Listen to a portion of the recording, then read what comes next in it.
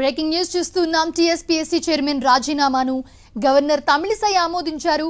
TSPSC chairman తో పాటు board సభ్యుల రాజీనామాలను సైతం గవర్నర్ ఆమోదించారు. దీంతో టీఎస్పీఎస్సీ నూతన చైర్మన్ సభ్యుల నియామకానికి లైన్ క్లియర్ అయింది.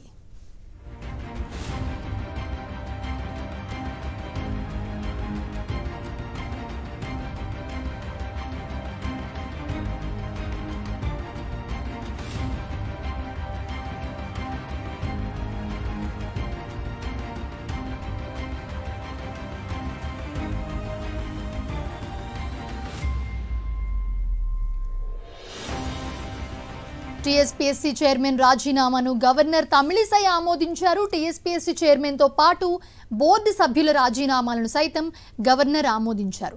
దీంతో టీఎస్పీఎస్సీ నూతన చైర్మన్ సభ్యుల నియామకానికి లైన్ క్లియర్ అయింది. బ్రేకింగ్ న్యూస్ చూస్తున్నాం. టీఎస్పీఎస్సీ చైర్మన్ రాజీనామాను గవర్నర్ తమిళిసై ఆమోదించారు. టీఎస్పీఎస్సీ చైర్మన్ తో పాటు బోర్డు సభ్యుల రాజీనామాలను సైతం గవర్నర్ ఆమోదించారు. దీంతో టీఎస్పీఎస్సీ నూతన చైర్మన్ సభ్యుల నియామకానికి లైన్ క్లియర్ అయింది.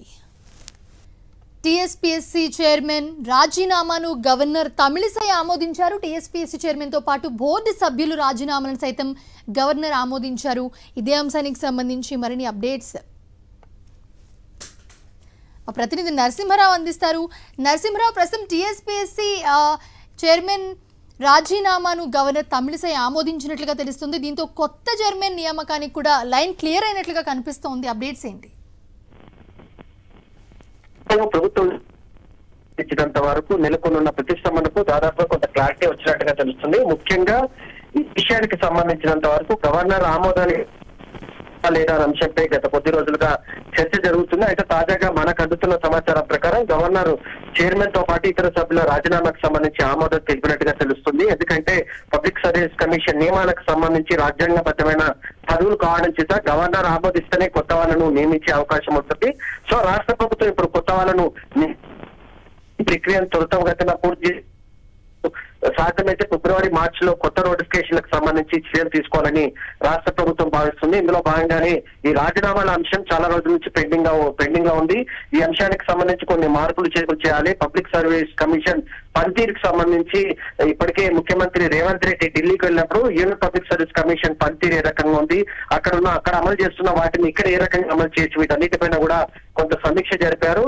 వీటన్నిటి విషయం కోరినట్టుగా తెలుస్తుంది. త్వరితగతిన పాత కమిటీకి సంబంధించి పాత బోర్డు ఏదైతుందో ఆ బోర్డుకు సంబంధించి చైర్మన్ గాని సభ్యులు కానీ వాళ్ళ రాజీనామాలను ఆమోదించిన వెంటనే ప్రభుత్వానికి కొత్తగా బోర్డుని ఏర్పాటు చేయడము, పబ్లిక్ సర్వీస్ కమిషన్ కి సంబంధించి చైర్మన్ ఏర్పాటు చేయడం ద్వారా కొత్తగా నియామకాలకు సంబంధించి నోటిఫికేషన్ ఇచ్చే అవకాశం ఉంటుంది కనుక వీటన్నిటిని పరిశీలించిన తర్వాతనే రాష్ట్ర ప్రభుత్వం సూచన మేరకే గవర్నర్ ఈ రాజీనామాలను ఆమోదించినట్టుగా మనకు తెలుస్తుంది. Right, thanks for the updates Narasimharao.